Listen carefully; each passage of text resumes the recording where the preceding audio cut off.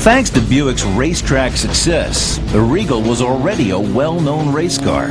But on the street, the '82 Regal Grand National was just another stripe and decal package. But all that was about to change. Obviously, with fuel economy and emissions and the political pressures, we knew we had to move to something that was a little bit more economical and a little bit more environmentally friendly. And at the same time, we wanted to develop an engine that had performance that could match most V8 powertrains. Power was the essential muscle car ingredient. For the next generation Grand National, Buick had chosen an engine that delivered good mileage and also had pretty good racing credentials.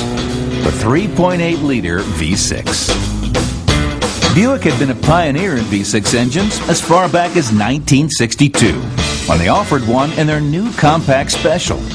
But the V6 that would become the world's next great muscle car motor bore little resemblance to that early engine.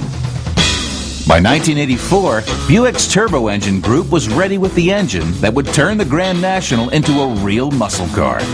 Would transform the 3.8-liter V6 from a grocery getter engine into a booster rocket was a device called a turbocharger. Then all of a sudden they turned around and they dropped this turbo V6 in it, and it was like a change from night to day. The '84 Grand National's 3.8-liter or 231 cubic inch turbo engine was light years ahead of earlier V6s. It made 200 net horsepower and 300 foot-pounds of torque, making it the most potent six-cylinder engine in GM's inventory. Along with the Garrett turbocharger, it featured electronically controlled Bosch sequential fuel injection, a specially tuned aluminum intake manifold, a higher pressure fuel pump, and a new mass airflow sensor. '84 Grand National started turning up at drag strips, doing quiet burnouts, and whispering their way down the quarter-mile to low 14-second runs, which was good performance even for a high-compression '60s V8. For a 231 cubic inch 6, it was mind-blowing. But more than a few GN owners found going this fast, this quietly, to be a strange experience. When I drove that car for the first time, I had to roll the windows down. I couldn't hear the engine. What really stopped people in their tracks was the Grand National's menacing all-black appearance. Luxury, high performance, and that evil-looking black paint job. I mean, those just blew everybody's mind. Buick made 2,000 Grand Nationals in 1984, all of them blacked out from bumper to bumper. This was truly a Buick with a bad attitude. Even '60s muscle car fans agreed that the GN did everything well. It's a lot tighter. It's a stronger car. The suspension is more solid. Overall, it's a better engineered car than the cars of the '60s. The Grand National and the Regal Turbo T-Type were carried over unchanged for 1985, putting 4,100 more of these bonsai mobiles on the streets.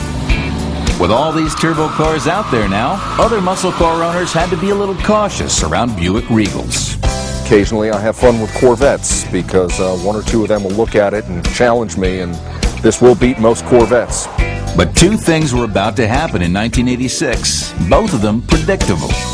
Turbo car owners were finding ways to hot rod these V6 wonder engines, and so was Buick. Stay with us as Buick goes ultra high tech on the American muscle car.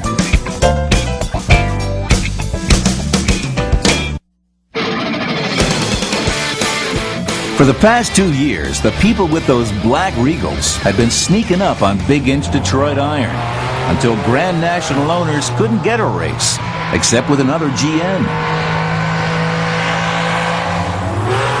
The Turbo T-Type Regals were the real sneaky ones. They were just as fast, and they weren't even black.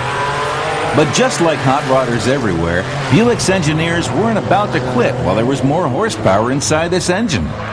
And there was a lot still there. For 1986, the engine's bottom end remained the same, but on top, a lot had been changed. From its now open plenum intake manifold to better electronics, Buick's continuous improvement program for the Turbo 3.8 increased its output more than 10%. It now cranked out 235 net horsepower at 4,400 RPM and 330 foot-pounds of torque at 2,800 RPM. This year, the turbo was moved to the front of the engine, and it now fed compressed air into the intake manifold through a clever little speed secret, an intercooler. This device cools the heated air coming out of the turbocharger to make the engine's intake charge more dense and able to produce more horsepower. With the addition of the intercooler, this little engine that could had become the little engine that could kick your butt. It could now rip off high 13-second quarter miles at almost 100 miles an hour in showroom stock trim. A little tweaking, and the engine responded like the true race motor it was, which caused modern-day muscle car enthusiasts to jump all over this car with not just wrenches, but laptop computers. It tells me my air-fuel ratios and things, and I can actually overlay that on some of the other screens and fine-tune the air-fuel based on the weather. But regardless of its racing nature, its builders never let anyone forget that this car was Buick from bumper to bumper. Buicks were premium American motor cars, and everything about the Grand National's fit and finish said so. The 86 Regal's base price of $11,562 put it in the upper range of GM's mid-sized cars. The WE2 Grand National option package inflated this figure by $3,574, but it was loaded with good stuff. No fewer than 23 items, like air conditioning, console, a leather-wrapped steering wheel, fast ratio power steering, and excellent bucket seats, with Buick's distinctive Go Fast logo, were included in the GN package.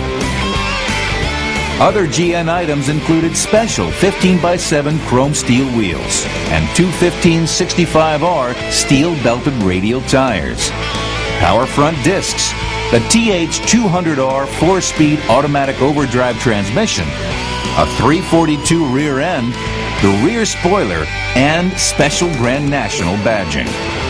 And of course, that bad black paint job. For those who wanted something other than basic black, the Grand National's fraternal twin brother, the Regal T-Type, offered all the same performance and luxury options. Plus, you had your choice of colors. By 1987, almost 8,000 Turbo Ts were on the streets, looking for all the world like plain V6 Regals, which was a dirty trick to play on V8 owners. 1987 would be the turbo car's best sales year yet, with production scheduled for 10,000 cars. But just like the